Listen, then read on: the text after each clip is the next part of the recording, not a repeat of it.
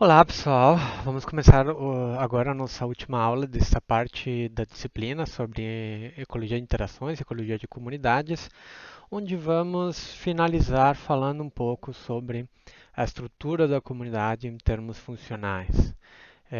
Nesta parte da disciplina, vamos falar sobre como é que a partir dessas interações a gente chega nas comunidades, como é que elas constituem, as comunidades são constituídas por interações, né? Vamos falar sobre as definições de grupos funcionais e alguns dos tipos de grupos funcionais que a gente tem como parte dessa estrutura. Vamos falar um pouco sobre como é que essa estrutura de grupos funcionais ajuda a funcionar como controle das comunidades, dependendo do contexto, da situação em que elas se encontram. E por último, vamos falar sobre o papel que as espécies-chave têm nesse processo todo que estamos falando. Então, esse vai ser o fechamento dessa unidade que foi começado pelo professor Cristiano, né, com toda a parte de diversidade e sucessão, né? Então, esse aqui é um complemento. Bom, então, quando tínhamos falado sobre interações, especialmente sobre interações interpretador e pressa, né, interações entre consumidores e recursos, tínhamos falado que essas interações elas envolviam uma dinâmica ao longo do tempo das populações de ambas as espécies envolvidas, nas quais a espécie de presa ela vai responder às mudanças da espécie de predador e, pela sua parte, a espécie de predador também vai responder às mudanças da espécie de presa, né? Então, significando que essas duas populações seriam interdependentes, né? Porém, quando a gente considera essa interação dessa forma, a gente está basicamente abstraindo ela do resto do meio ambiente em que ela ocorre. E apesar de que essas dependências das populações ao longo do tempo são bastante fortes, vocês podem ver de que não são perfeitas. E uma parte da explicação de por que, essas coincidências não são perfeitas é devido a que essas espécies não interagem unicamente com uma com a outra. Elas tipicamente se encontram embutidas dentro de uma complexa rede de interações, né, em que cada uma dessas espécies está ao mesmo tempo interagindo com várias outras, né? Então, por exemplo, a lebre, ela pode, além de estar interagindo com o lince, ela pode acabar sendo a presa de uma série de outros organismos além do lince, que eventualmente podem estar se alimentando dela. Ao mesmo tempo, a lebre ela pode se alimentar de várias diferentes espécies de plantas, o que caracteriza também uma interação dessa lebre do ponto de vista da lebre como consumidor dessas plantas. Mas também a lebre pode desenvolver interações de é, competição com outras espécies de herbívoros que possam se alimentar dos mesmos recursos que ela, né? Então, isso pode se caracterizar nessa formação desse emaranhado de interações, né? Que vai estar bem afetado pela participação de diferentes espécies que se encontram em diferentes níveis tróficos dessa rede, né? Então, diferentes tipos de predadores, diferentes tipos de herbívoros e diferentes tipos de produtores que vão estar participando dessas interações. E, de certa forma, essa estruturação da rede é o que vai formar as nossas comunidades, como a gente vem interpretando elas, né, a partir do que vocês viram nas aulas com o professor Cristiano. Então, além disso, essa estruturação trófica ela vai ser muito importante para a gente entender a funcionalidade por dentro da comunidade e como isso afeta posteriormente, vamos ver, a própria dinâmica dos ecossistemas, questões como, por exemplo, o fluxo de energia ou o próprio fluxo de nutrientes. É, Isso, na prática, significa que, quando a gente pensa nas interações, elas vão ser necessariamente muito complexas. E as comunidades, elas podem se formar através dessas interações, mesmo em pequenos sistemas, como, por exemplo, ao redor de uma planta. Então, nesse slide aqui, eu tenho algumas imagens mostrando alguns dos organismos que podem ser encontrados ao redor de uma mesma planta, que chama Schefflera vinosa, né? Onde temos a planta aqui é o plano de fundo, e temos uma série de organismos que vivem, se alimentam dela, ou então vivem de outros organismos que se encontram nela, como por exemplo estas cigarrinhas aqui, que são herbívoros dessa planta, mas ao mesmo tempo elas produzem uma substância açucarada que atrai as formigas. Ao mesmo tempo, essas cigarrinhas podem estar sendo atacadas por parasitas. A planta ela, tem flores que pode atrair polinizadores, mas que também pode atrair borboletas que colocam ovos. Esses ovos se desenvolvem se alimentando das flores, e tem parasitas que atacam essas lagartas produzidas por essa borboleta, e tem também aranhas que podem atacar essas larvas, e todo esse sistema está ocorrendo tudo ao mesmo tempo. Então, essas interações elas não são estáticas, não são fixas, sino que elas vão mudando ao longo do tempo. E como eu falei, isso vai determinar a maneira em que a gente entende a comunidade propriamente dita, né? Então, de toda essa complexidade, apesar de que a gente tem que reconhecer toda essa complexidade, ao mesmo tempo, para determinadas questões, a gente precisa abstrair, pelo menos até certo ponto, quais são os padrões gerais que a gente encontra nessas comunidades, e dessa maneira poder tentar entender os processos subsequentes, ou então os processos emergentes que ocorrem dentro da comunidade. Então, dessa forma, a gente pode, a partir do estudo dessas interações, a gente pode começar, ou tradicionalmente dentro da ecologia, melhor, tem se desenvolvido como se fossem grupos de espécies que se encontram dentro dessa rede de interação, se encontram mais ou menos cumprindo as mesmas funções, isto é, se encontram fazendo mais ou menos o mesmo tipo de interações dentro da rede trófica, né? Claro, aqui temos uma rede trófica bastante simplificada, mas consegue mostrar que temos uma série de organismos que estão interagindo, no caso consumidores, unicamente se alimentando de outros consumidores, né, que vamos chamar esses organismos de carnívoros ou predadores, né, consumidores primários que vão se alimentar unicamente de autótrofos, né, e os autótrofos, então, que não vão se alimentar de ninguém, senão que eles vão produzir sua própria alimento. Então, esses três grandes grupos, eles podem ser considerados como se fossem nós grandes dentro da nossa rede, e começarmos então a entender essa rede trófica, já não necessariamente como uma rede, mas como uma cadeia trófica ao longo da qual vão então fluindo os nutrientes entre níveis tróficos diferentes. Esse é o famoso conceito dos níveis tróficos, né, que vai estar determinando então, ou melhor, que vai estar juntando os organismos pela tipo da fonte energética que eles estão utilizando. Esses níveis tróficos eles podem ser divididos ou subdivididos em grupos dependendo do tipo, o nível de detalhamento em que a gente chegue, e especialmente dependendo do tipo de ecossistema que a gente está trabalhando. Então, por exemplo, muitos ecossistemas pode ser interessante dividir o nível dos consumidores secundários em consumidores predadores de primeiro nível, propriamente dito, e predadores de topo, né? Que são aqueles predadores de primeiro nível, eles ainda podem ser predados pelos predadores de topo, e já os predadores de topo não teriam nenhum tipo de inimigo, né? Já esses outros consumidores aqui, eles podem se comportar como predadores em determinadas situações e como consumidores em outras situações, o que pode configurar eles numa categoria específica de onívoros. Mas essas categorias, esses grandes grupos, eles podem ser divididos de múltiplas outras formas. E todos esses grupos que estou começando a definir dessa forma, podem começar a ser chamados de grupos funcionais.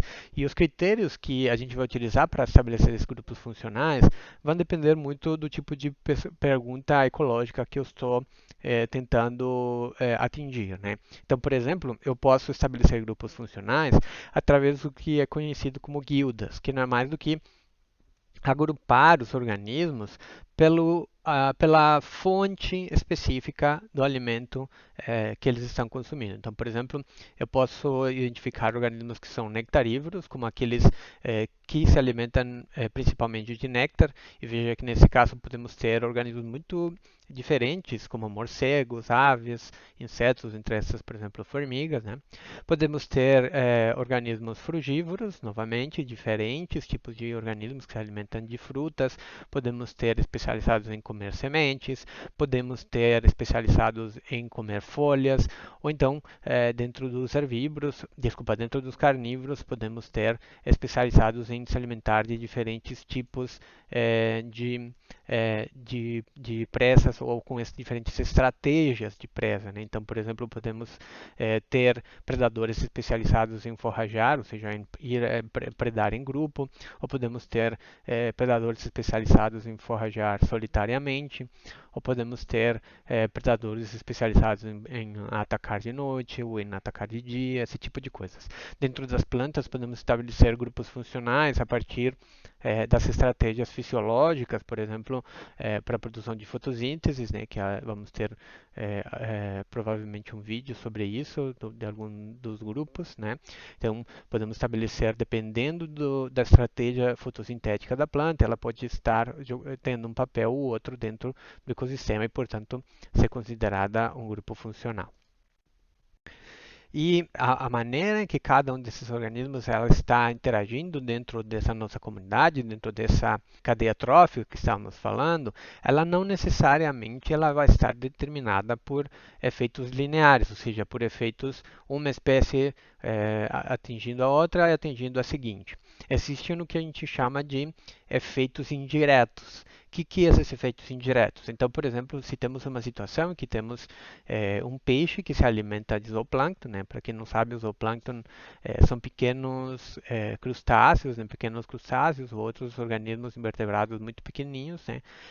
Que são capturados por peixes ou outros organismos através de filtração, né? Esses zooplâncton, então, ele seria consumidor primário, porque pela sua vez se alimenta de algas. Mas vamos imaginar um cenário que temos o peixe se alimentando do zooplâncton, né? Então temos uma interação positiva para o filtrador e negativa para o zooplâncton. Agora, imagine que temos um peixe predador que pela sua vez se alimenta do peixe filtrador, né?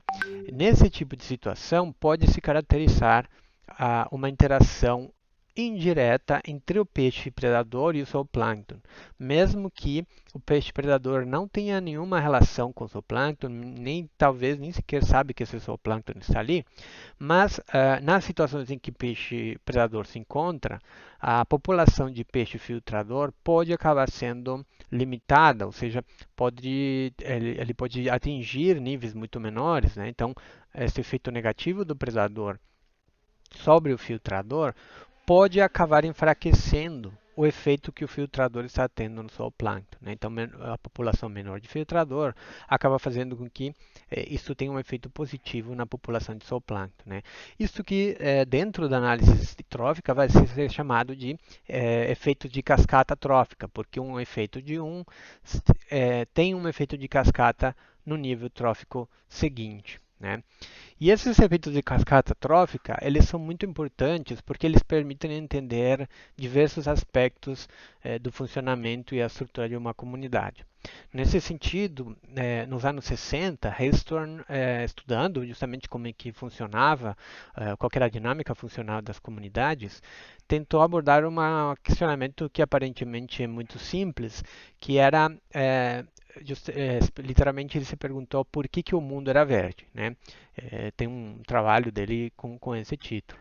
E claro que essa é uma pergunta que pode ter múltiplas respostas. Uma resposta clara é que tem a ver com o próprio processo fotossintético, uma vez que, como sabemos, então a cor verde não é absorvida durante a fotossíntese e, portanto, as plantas refletem essa cor.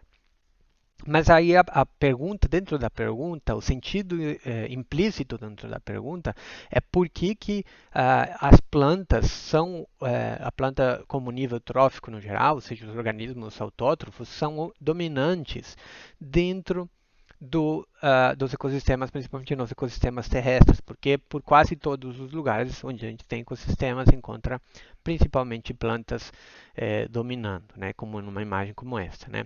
E a resposta foi bastante debatida durante bastante tempo, foi colocado diferentes hipóteses para trabalhar sobre isso, mas uma das hipóteses que, ou pelo menos das vias para responder isso, é justamente avaliando o papel dos predadores como controladores dos herbívoros. Então, se a gente imagina que os predadores ou os inimigos naturais de forma geral, porque não somente pode ser predadores, pode ser também parasitas ou outro tipo de inimigos naturais. Se esses organismos estão tendo um efeito suficientemente grande nas populações de herbívoros, isso explicaria ou ajudaria a explicar por que as plantas conseguem crescer muito e ter populações suficientemente grandes e, portanto, dominar a paisagem, né? Porém, também tem uma outra hipótese que foi levantada e que não é mutuamente excludente, mas que foi levantada pelo Murdoch um pouco depois, de que esse tipo de padrão ele é reforçado, na verdade, porque as plantas têm mecanismos de defesa muito fortes. Então, na verdade, o mundo não seria verde não necessariamente por causa dos predadores, mas porque essas plantas elas conseguem se defender eficientemente. Isso restringe a população de consumidores porque não tem acesso a esse recurso, né? Claro que a gente sempre pode discutir de que existe então uma pressão evolutiva sobre os consumidores que os consumidores herbívoros, né, que podem estar cada vez sendo pressionados a desenvolver mecanismos para tentar quebrar essas defesas das plantas e dentro do que a gente chama de uma corrida armamentista, que já falamos lá na parte de interações, né? Então, de fato, isso pode estar acontecendo aqui. Então, veja que não existe uma única resposta para esse tipo de questionamento. De fato, a gente poderia levar esse questionamento para outro tipo de ecossistemas, como por exemplo os ecossistemas marinhos, e se perguntar por que no ecossistema marinho não é verde, e sim azul. E é claro que existe uma resposta física a isso, similar ao que vimos para as plantas, né? Porque tem a ver também com a maneira em que é absorvida as cores pela água e que azul é uma das últimas cores absorvida pela água e, portanto, boa parte da luz que passa dentro do sistema marinho acaba tendo esse tom azulado. Mas o ponto que é levantado aqui é porque que na maioria, ou quase todos os ecossistemas marinhos, você não tem uma dominância de plantas, né? E aí a resposta para essas duas perguntas, então ela vai estar respondida por um balanço justamente entre os papéis relativos de consumidores e de produtores no controle dos seguintes níveis tróficos. Então, vamos imaginar o primeiro desses processos é o processo que vamos chamar de processo top-down, então um processo de cima para baixo, né? Então, são cenários em que os organismos que estão na parte superior da cadeia trófica, né, eles vão se alimentar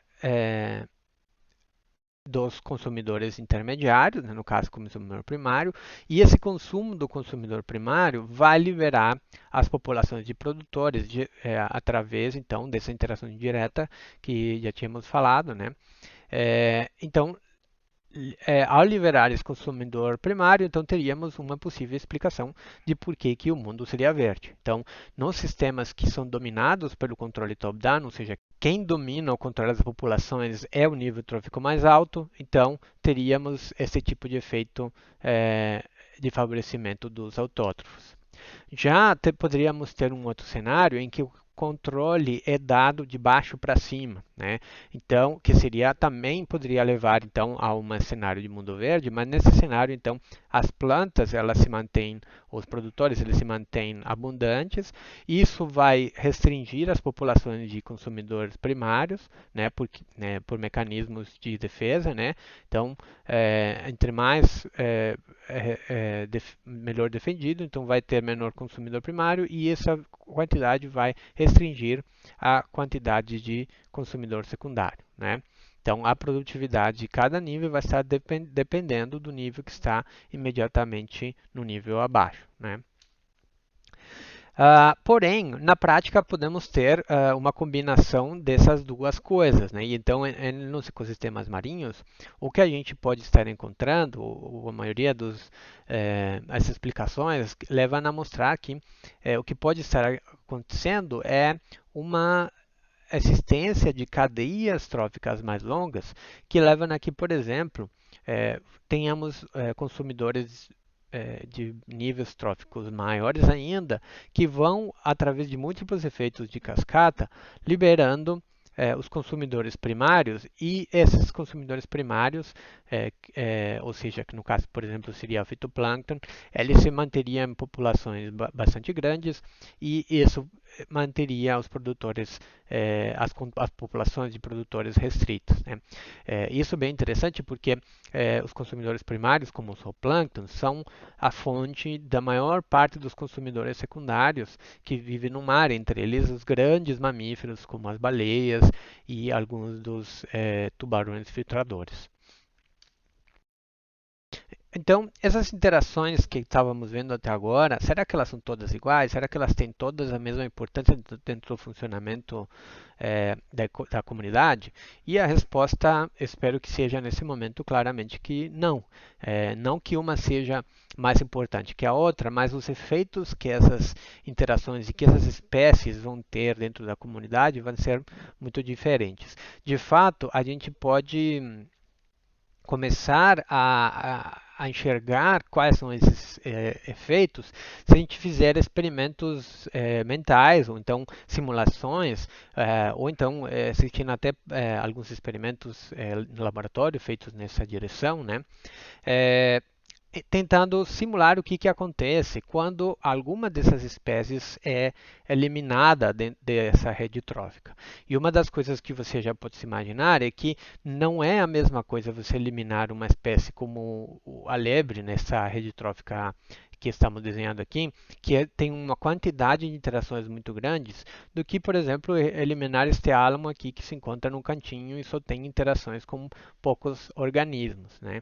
Então, obviamente, podemos entender que se eliminarmos a lebre, a falta dessa lebre, dessa população de lebre, vai ter efeitos que se traslada não só a uma grande quantidade de predadores, mas também à liberação de uma série de plantas que eram a fonte de alimento dele. E ao fazer isso, podem acabar tendo efeitos também nos outros organismos da mesma nível trófico que ele, né? Então veja que nesse cenário não, ou melhor, a própria posição do organismo dentro das interações vai definir qual que é o efeito dessa possível remoção e, portanto, então, o seu potencial como papel ecológico. Além disso, existem organismos que têm características específicas que fazem com que eles tenham efeitos muito maiores dentro da dinâmica da comunidade. E essas espécies tipicamente são chamadas de espécie-chave, né? Esse termo de espécie-chave ele é derivado da arquitetura, né, do conceito da pedra-chave, que era uma pedra que é fundamental para a formação desses arcos, né? Que é enfim, que ela permite a estabilização desse arco, né? E se você retirar essa pedra-chave, todo o resto da estrutura iria colapsar. A mesma coisa, então, estaria ocorrendo com esses organismos, em que se você retira esses organismos da comunidade, então toda a comunidade ela pode chegar a colapsar ou então pelo menos a se modificar drasticamente. E dentro das espécies chaves temos diferentes tipos de organismos. Um deles são, por exemplo, os que são chamados de engenheiros de ecossistemas, que são organismos que modificam drasticamente seu ambiente física ou quimicamente de forma que alteram a maneira em que outros organismos podem interagir com esse ambiente. Então, por exemplo, nessa imagem temos um elefante que na savana africana ele está constantemente não só derrubando galhos e árvores, mas também pisoteando boa parte do ambiente, mantendo, por exemplo, essa fisionomia de forma de savana em vários dos lugares, né, que de outra forma poderia estar sendo colonizada por floresta. Então, nessa situação, podemos estar considerando o elefante como um engenheiro desse sistema, que seria responsável pela manutenção desse sistema. E aqui vamos deixar claro que o uso da expressão engenheiro é uma analogia, né? Não que o elefante esteja fazendo isso com um propósito ou com algum planejamento. Também os predadores, principalmente os predadores de topo, podem, em determinadas situações, ser considerados espécie-chave. Isso principalmente porque eles têm efeitos, como vimos anteriormente, se têm consequências e trasladam aos níveis tróficos imediatamente abaixo deles. Então, este experimento feito por Robert Payne em 1966 mostra um pouco de como pode ocorrer esse tipo de efeito. Ele fez um experimento num costão rochoso, no qual tínhamos um sistema formado por vários tipos de moluscos, dentro dos quais tínhamos um molusco, que é esse aqui, que é um caracol chamado tais, né?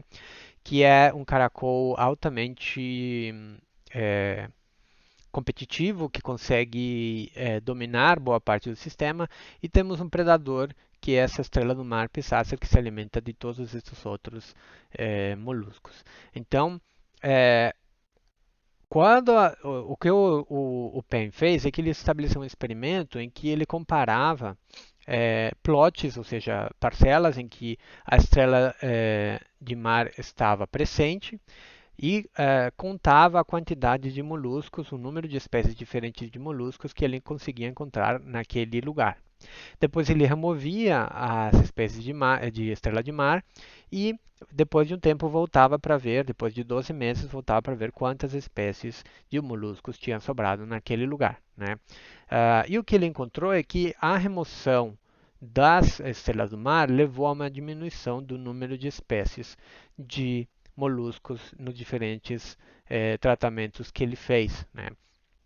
E a explicação que é dada para isso é que, nesse caso, a estrela do mar funcionaria como uma espécie-chave, porque estaria controlando a espécie de molusco que é a melhor competidora, ou seja, aquela que consegue sobrepor as outras espécies de molusco no lugar e tomaria conta no momento em que o predador é tirado ali. Então, o que ele confirmou é que quando o predador não está mais, essa espécie de Thais, que é o nome desse molusco, tomava conta da maior parte do costão e poucas espécies de bivalve conseguiam sobreviver no mesmo lugar. Um efeito similar a esse que acabamos de falar tem consequências muito fortes para a biologia da conservação. Vocês vão aprofundar provavelmente mais sobre isso quando vocês verem a disciplina de biologia da conservação com o professor Rafael. Que é o caso do Parque Nacional de Yellowstone, nos Estados Unidos, né? Que durante muitos anos aproximadamente 70 anos, esse parque ele esteve com ausência de lobos, que seria o predador de topo natural daquela região. Esses lobos eles tinham sido caçados pelos fazendeiros da região, né, aduzindo que eles atacariam o gado, né? E o que os pesquisadores constataram é que ao longo do tempo esse parque ele começou cada vez a ficar mais e mais pobre, tanto em espécies de plantas como inclusive em outras espécies de mamíferos que se encontravam na região, né? Então aparecia um ambiente muito mais aberto, principalmente porque todos esses cérvidos, diferentes espécies de cérvidos que tem na região, as populações deles ficavam muito abundantes, porque não tinham inimigos naturais, e aí eles tomavam conta do ambiente e afetavam fortemente as espécies de plantas, com o qual sobrava pouco alimento para outras espécies de mamíferos e outras espécies de pássaros na região, modificando todo o ambiente. Depois de algum tempo, eles fizeram então um programa de reintrodução dos lobos ao ambiente né, através de reintrodução desde outras áreas dos Estados Unidos. Esse programa foi bastante exitoso e, após poucos anos, eles conseguiram confirmar que a introdução dos lobos ao ambiente permitiu, então, o controle das populações destes cérvidos, o que levou, então, a uma transformação de todo o ambiente, não só de toda a paisagem, da fisionomia, da quantidade de plantas diferentes, como também da quantidade de espécies de aves e outros mamíferos que eram encontrados naquele ambiente. Então veja como a assistência dessa espécie de predador de topo tem consequências claríssimas na própria diversidade que a gente pode encontrar nos nossos ecossistemas. Pelo qual as estratégias de conservação elas têm que considerar muito fortemente a proteção desse tipo de espécies e os efeitos que elas têm. Então, pessoal, essa parte de comunidades termina com esse vídeo. A gente vai voltar semana que vem já falando um pouco sobre ecossistemas e alguns outros relacionados com biomas e paisagem. Obrigado.